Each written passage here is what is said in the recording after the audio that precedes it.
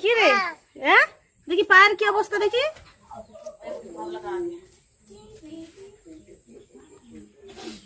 যেখানে যেখানে জল আছে শুধু ওইগুলা এগুলা গিয়ে হাঁটছে। এই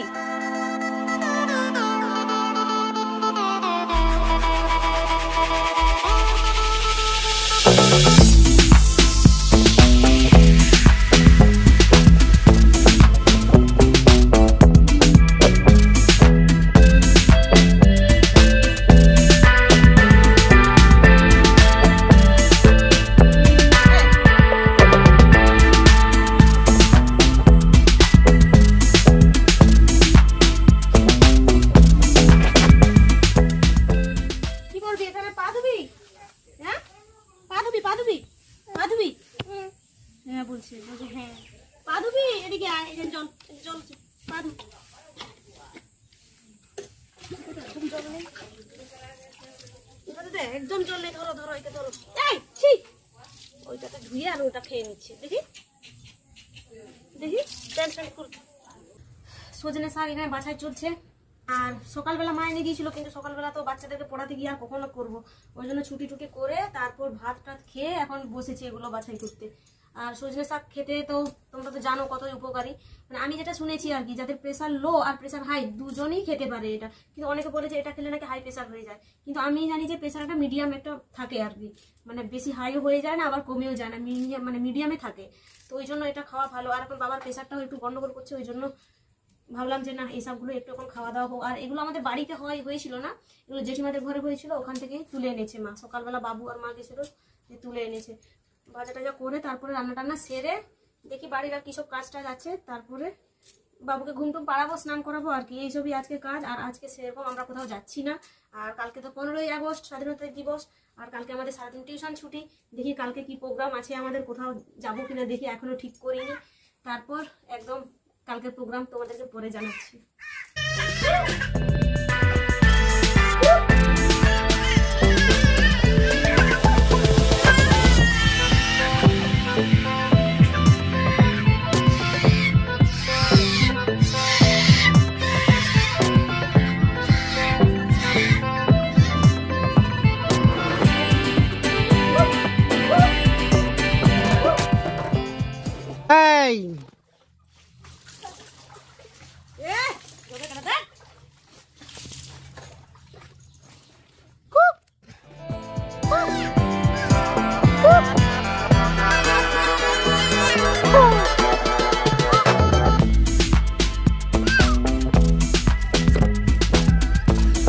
এদিকে আয়, স্নান করবি আয়, স্নান করবি আয়।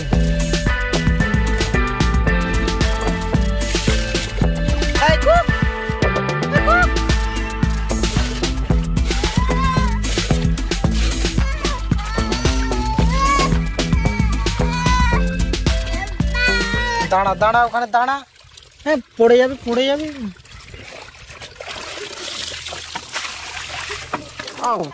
ওই ঘাটছিস কেন ওটাগুলো? হুম এই এই এই চামিয়ে দাও।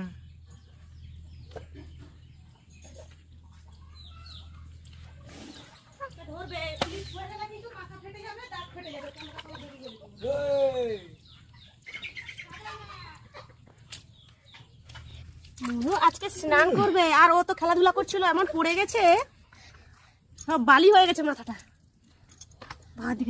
পিঁপড়া রে পিঁপড়া রে। এই তো গরম জল, গরম জলটা সামানটা মেখে দি, কারণ এমন খেলাধুলা করছিল গোটা একদম কালো হয়ে গেছে, কালো হয়ে গেছে গোটা। দেখি কালো, দাঁড়া দাঁড়া, এদিক এই হাতটাই দেখি, এইখানে এই তো ডাবো ডাবো ডাবো ডাবো, এখানে নোংরা গুলো জমে আছে। আর এখানে পেন দিয়ে কেমন গাছ করেছে, দেখি এখানে বালি, মাথায় বালি।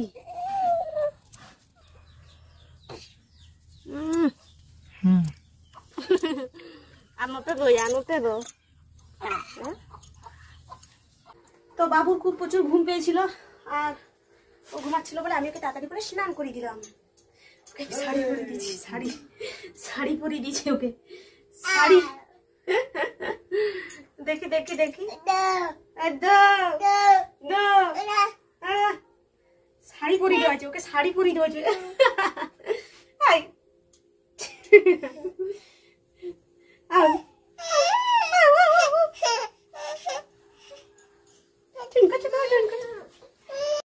এই যে এখন মাচা করছে, এখানে কুঁদরি গাছ হয়েছে, এখানে কুঁদরি গাছে মাচা করছে, আর অনেক কুঁদরি ধরেছে গাছে, তাই ভাবলাম যে এখানে মাচা করে দাও, তো না হলে ওগুলো সব লতায় পাতায় কেমন করে উপরে তো উঠবে না, নিচে নিচেই হয়ে যাবে শুধু, আর খুঁজেও পাবো না একটাও কুঁদরি।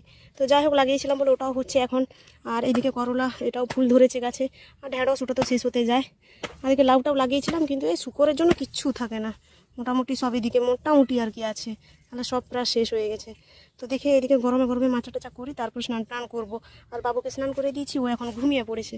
এইসব কাজগুলো করে নিই তাড়াতাড়ি করে, তারপর স্নান করব। এখানে যে নারকেল গাছটা লাগানো হয়েছে না, এই নারকেল গাছটা নিচের দিকে পাতাগুলো সব পুড়ে যাচ্ছে, মানে মরে যাচ্ছে, গাছটা বাঁচছে না মরছে এটা বুঝতেই পারছি না। আর এদিকে দেখো পুকুরে কত জল ভর্তি হয়ে গেছে, দেখেছো? সব লাল লাল জল, একদম পুকুর ভর্তি হয়ে মাঠ ভর্তি হচ্ছে আমাদের। মানে এই জমিটা আর কি, এটা লাঙ্গল দেওয়া হয়েছে আজকে, এটাও চাষ করা হবে। আর একদম পুকুরে তো জল ভর্তি, এখন মাছ ছাড়লে ভালো হতো, কিন্তু মাছগুলো এখন পালিয়ে যাবে। এই দেখো কুঁদরি ধরেছে গাছে, দেখেছো? এই দেখো ওখানে পুরো আগা সব কটাতেই কুঁদরি ধরছে, ওই জন্য ভাবলাম যে না মাচাটা করে দাও তো, তাহলে মাঝে মধ্যে কুঁদরি টুঁদরি ভাজা করে খাবো। আর লাল পিঁপড়ে, এখানে লাল পিঁপড়ে কামড়ে দিয়েছে আমাকে। এখানে লাউ গাছ, এইখানে কুঁদরি গাছ, সব গাছ এইখানে সব জঙ্গল হয়ে গেছে। আর এত পরিমাণে ঘাস, আমি তো মাঝে মধ্যে ভাবি এই ঘাসগুলোকেও যদি খাওয়া হতো না, তাহলে এত ঘাস মনে হতো না। আর এটা যে এরকম করে বাঁধছি এটাকে, যাতে উড়ে টুড়ে না যায় আর কি, যখন অনেক করে বাতাস টাতাস দিবে তখন যাতে উড়ে টুড়ে না যায়, তাই বেঁধে। আর দড়ি পেলাম না, এই জন্য ঘুমসি দিয়েই বাঁধছি। আর দেখি কতটা সবজি হচ্ছে এখানে, তারপর খাওয়া দাওয়া করবো আমি। তো এইভাবে আমি 4টা খুঁটিতে বেঁধে নিই, এরকম। হ্যাঁ হয়ে যায় জানি না, করা হয়ে ওঠে না। আজকে ফাইনালি আমি এদিকে এসেছিলাম সবজি তুলতে, কয়েকটা ঢেঁড়স তুললাম আর কি। তখন ভাবছি যে দেখলাম কুঁদরি অনেক ধরছে, আমি বলছি যা এটাকে মাচা করে দিলে তো আরও ধরবে। আর এখন সবজির যা দাম বাবা, অনেক দাম, সবজি কিনে খেতে পারবে না। এবার তুমি সারা বছর কুঁদরি খাবে। যে মাঝখানে ফাঁকা ফাঁকা থেকে গেছে, এগুলোতে কঞ্চি দিতে হবে, তবে না এগুলো মানে ঠিকঠাক ধরবে আর কি। এগুলোতে সব এই যে লতায় পাতায় সব শিকড় বাকড়, এই যে এগুলো কি তুলে দেবো না আপসে তুলে যাবে, উঠে যাবে, তাই না? এগুলো আর তুলছি না, আপসে একবার পেয়ে গেলে সন্ধান এখানে উঠার পুরো হয়ে যাবে পুরোটা, ওই জন্য আর এগুলোকে তুলছি না, এগুলোই থাকে এরকম। চলো কঞ্চি আনতে যাবো এখন। তো এটা হচ্ছে পায়রা মাংস। তো এটা কাটা ধরা কিছু দেখাতে পারিনি, কারণ কপিরাইট দেবে। আর মাংসগুলো দেখে তোমরা হয়তো বুঝতে পারছো, এই যে কাছ থেকে একটু দেখাও, মাংসগুলো দেখে তোমরা বুঝতে পারছো এটা তো পায়রা মাংস। তো এটা রান্না করবো এখন। আর এই যে পেঁয়াজ কুচি করে নিয়েছি, আর এদিকে আদা রসুন বাটা হয়নি, ওগুলো বেটে নেবো। তো এটা আমি কিভাবে রান্না করি এটা তোমাদের কাছে শেয়ার করবো। তো এখানে পেঁয়াজগুলো ভাজা হয়ে এসছে, আর এখন আদা রসুন দিয়ে দেবো।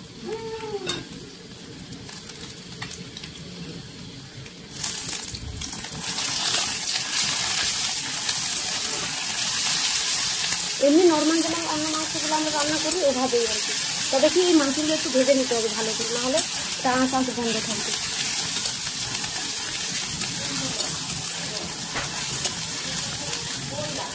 মশলাগুলো হয়ে যাক, এই যে মাংসগুলোকে একটু ভেজে নিতে হবে ভালো করে। আর এখানে পিস আলু আছে সেদ্ধ করে, এগুলোও দিয়ে দিব।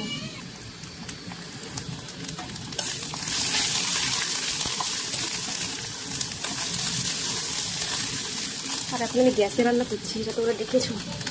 এবার মোটামুটি হয়ে গেছে মশলা, এই মাংসগুলো দিয়ে দেবো।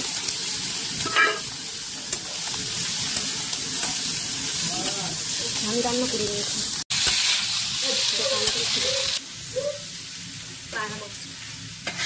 আমাকে আসছে দেখতে আমি খাচ্ছি কিনা।